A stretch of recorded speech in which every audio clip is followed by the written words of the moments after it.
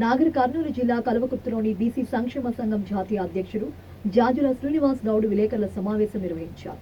ఈ సందర్భంగా ఆయన మాట్లాడుతూ బీసీలు, ఎస్సీ, మైనారిటీలు 90% ఉన్నటువంటి బహుజనుల కాంగ్రెస్ పార్టీకి అండగా ఉండి ఓట్లు వేసి కాంగ్రెస్ పార్టీని గెలిపించారని, రాజకీయ సమానత్వం అంటే రాజ్యాధికారంలో పాలనలోని అన్ని వర్గాలకు, కులాలకు వారి జనాభా దామాషా ప్రకారం కల్పించాలని, కాంగ్రెస్ పార్టీలోని సామాజిక న్యాయం అమలు చేస్తారని ఆశించగా, కానీ రోజు రోజుకు సామాజిక న్యాయం చేయకపోగా బీసీ, ఎస్సీ, ఎస్టీలకు అన్యాయం చేస్తున్నారని మండిపడ్డారు. కాగా అసెంబ్లీలోని మా వాటా మాకు దక్కాలి, 60% ఉన్న బీసీలకు 60% పదవులు దక్కాలి అంటూ డిమాండ్ చేశారు.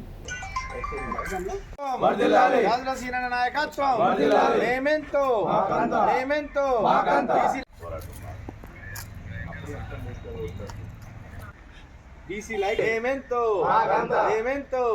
జాజుల సీనన్న నాయకత్వం, జాజుల సీనన్న నాయకత్వం, జాజుల సీనన్న నాయకత్వం, బీసీ ఐక్యత, బీసీ ఐక్యత.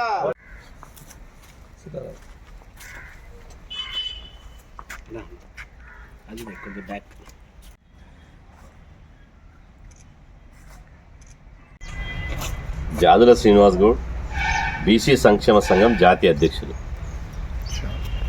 ప్రస్తుతం తెలంగాణ రాష్ట్రంలో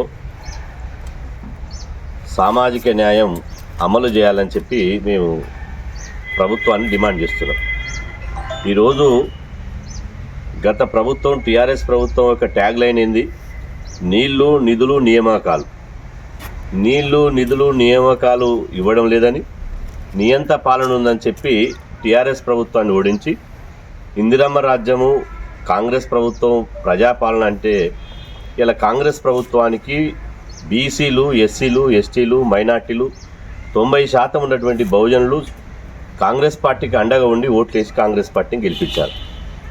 కాంగ్రెస్ పార్టీ యొక్క ట్యాగ్ లైన్ రేవంత్ రెడ్డి గారు, గౌరవ ముఖ్యమంత్రి గారు చెప్పింది ఏంటంటే నీళ్లు, నిధులు, నియామకాలు కాదు, స్వేచ్ఛ, సమానత్వం, ఆత్మగౌరవం ఈ 3 తెలంగాణ ప్రజలకు కావాలని చెప్పి వారు స్పష్టంగా చెప్పడం జరిగింది. మేమంటున్నాం, ఈరోజు స్వేచ్ఛ సరే, మీరు స్వేచ్ఛ ధర్నాలు చేసుకోవచ్చు, మాట్లాడుకోవచ్చు, సభలు పెట్టవచ్చు, ప్రతి మనిషికి స్వేచ్ఛ కావాలని చెప్పి మీరు అన్నారు, దాన్ని స్వాగతిస్తున్నాం. కానీ సమానత్వం అనే మాట చెప్పారు. దాని సమానత్వం అంటే రాజకీయ సమానత్వం రావాలి, సామాజిక సమానత్వం రావాలి. రాజకీయ సమానత్వం, సామాజిక సమానత్వం వస్తేనే ఇలా మీరు చెప్పినట్టు తెలంగాణ ప్రజలకు ఆత్మగౌరవం దక్కుతుంది. మరి రాజకీయ సమానత్వం అంటే రాజ్యాధికారంలో, పాలనలో అన్ని వర్గాలకు, అన్ని కులాలకు వాళ్ళ జనాభా దామాసి ప్రకారం ప్రాతినిధ్యం కల్పించాలి. పాలనలో వాళ్ళ భాగస్వామ్యం పెంచాలి. పాలనలో వాళ్ళ ఎవరి రాజకీయ వాటా వాళ్ళకి దక్కాలి. అట్లా దక్కుతుందని మేము ఆశించినాం.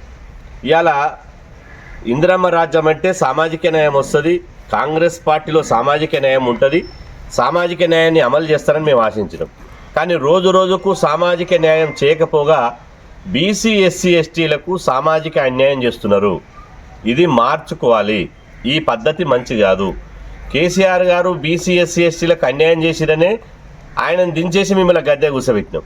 కానీ కొత్త సీసాలో పాత అంటే మీరు ఒక్కసారి గుర్తుపెట్టుకోండి, ఏ పార్టీ అయినా బీసీలను విస్మరిస్తే మేము వాళ్ళని విస్మరిస్తాం.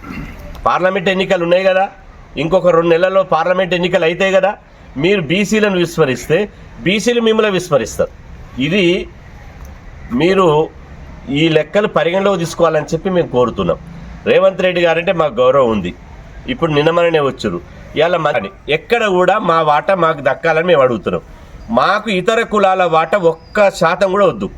మేము 60% ఉన్నాం కదా, 60% పదవులు మాకు దక్కాలి. మేము ఈరోజు కాంగ్రెస్ ప్రభుత్వాన్ని, రేవంత్ రెడ్డి గారిని మేము విజ్ఞప్తి చేస్తున్నాం. మీరు కనుక సామాజిక న్యాయాన్ని పాటించకుండా ఒకే కులాన్ని, ఒకే వర్గాన్ని నెత్తిలెత్తుకొని తిరిగితే బీసీలు చూస్తూ ఊరుకోరు. ఎట్టి పరిస్థితుల్లో బీసీలలో తిరుగుబాటు వచ్చిన దాకా కాంగ్రెస్ పార్టీ ఇలా నిర్లక్ష్యం